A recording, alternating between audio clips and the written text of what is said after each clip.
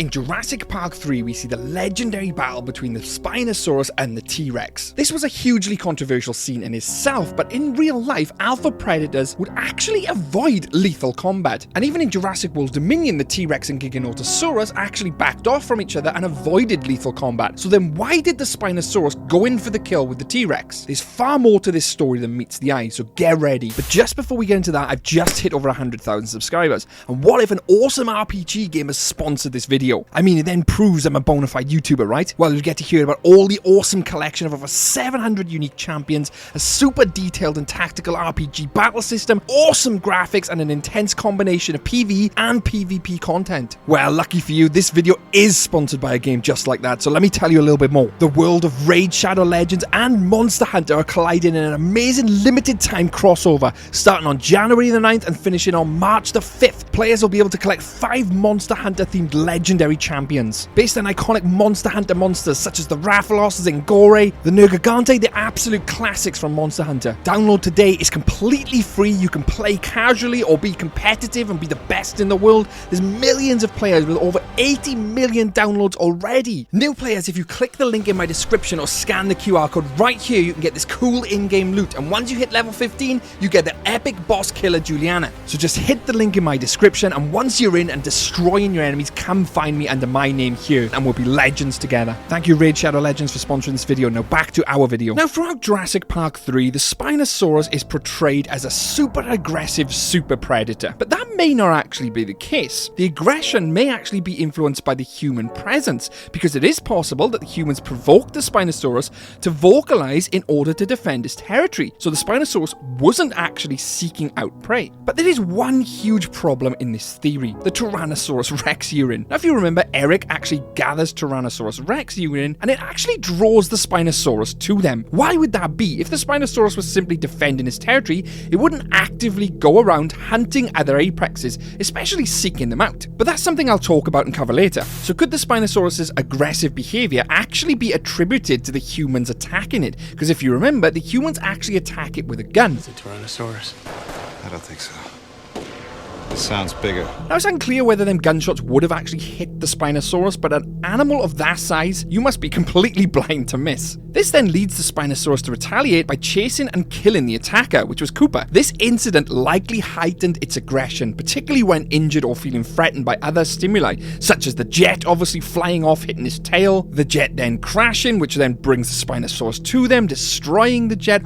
All of this will heighten its aggression and stimuli, which then when it bumps into the T-Rex is probably highly agitated and wants to attack it, right? Makes sense, it's highly agitated, kills the T-Rex, job done. Well, in a nutshell, no, that might not be true at all. Sure, you can say it probably was a little bit more aggressive than normal, but that isn't the reason why. Now, if you've seen one of my other videos on the Spinosaurus as to why it actually followed the humans around the entire island of Isla Sorna, you will know that during production, they actually cut a scene where the Spinosaurus had babies. And I do remember sort of volunteering the idea that, hey, maybe one of the mercs kills a baby Spinosaurus, and that's what pisses off the parent Spinosaurus. Resulting in the Spinosaurus being super aggressive towards the humans makes complete sense in my eyes, but that wouldn't mean it'd be super aggressive towards the T-Rex. Unless the T-Rex obviously stumbled in towards the Spinosaurus's nest.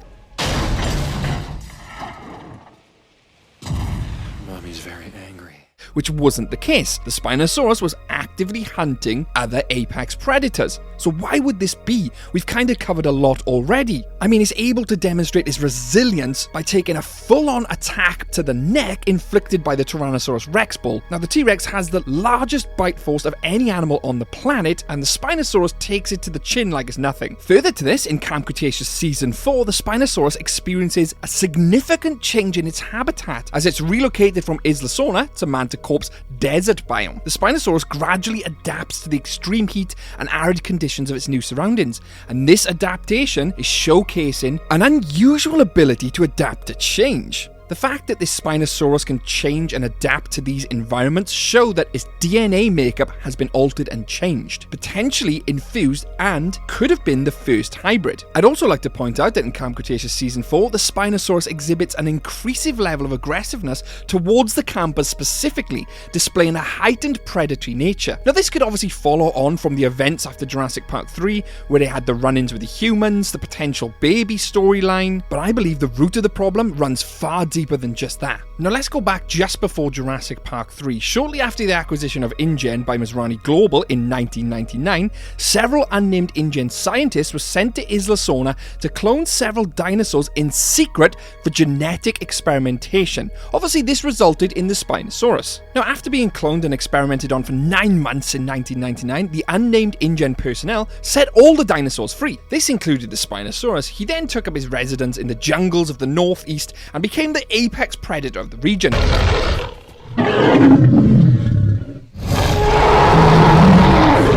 And the Spinosaurus was extremely territorial and seemed to have a biological interest in taking down its competitor, the Tyrannosaurus Rex, the previously dominant apex predator on the island. But why? We haven't definitively found our answer yet. But this is where things start to get extremely interesting, because obviously we know Eric Kirby was lost on the island, and he learned that Tyrannosaurus Rex urine can scare off small dinosaurs, such as the Compsognathus, but it also attracts the Spinosaurus, which further reinforces that the Spinosaurus hunts the Tyrannosaurus. Now what is interesting is when the Spinosaurus consumed the mercenaries, their clothes and gear were undigested, and the most notable of the objects was the Paul Kirby satellite phone, which he gave to Nash, and that would ring inside his stomach. Now in reality, an animal of that size, the acids inside his stomach would easily dissolve all the gear, bones, and satellite phone alike, but for some reason it doesn't. Sure, we know it's a movie, they wanted to keep the ringtone to show the impending doom of the Spinosaurus approaching, but it could be deeper than that, because let's remember, this Spinosaurus was experimented on and bred illegally. It wasn't cloned properly like the rest, they were using it to experiment, and the chances are they bred it with deficiencies, much like the other animals with a licensing deficiency, but the Spinosaurus likely had other ailments, which could leave it deficient in other areas. Example, lysine, vitamins. This could then explain its inability to dissolve the mercenaries' gear and phone. But further to that, it would also explain why it's actively hunted out bigger apexes to fulfill its need for these vitamins and lysine. I mean, an animal of that size would need so much more vitamins and minerals, lysine, etc. than any other animal on the island. And what better place to get it from? The second biggest animal, a T-Rex. This is further strengthened with the fact that we know the Spinosaurus nearly single-handedly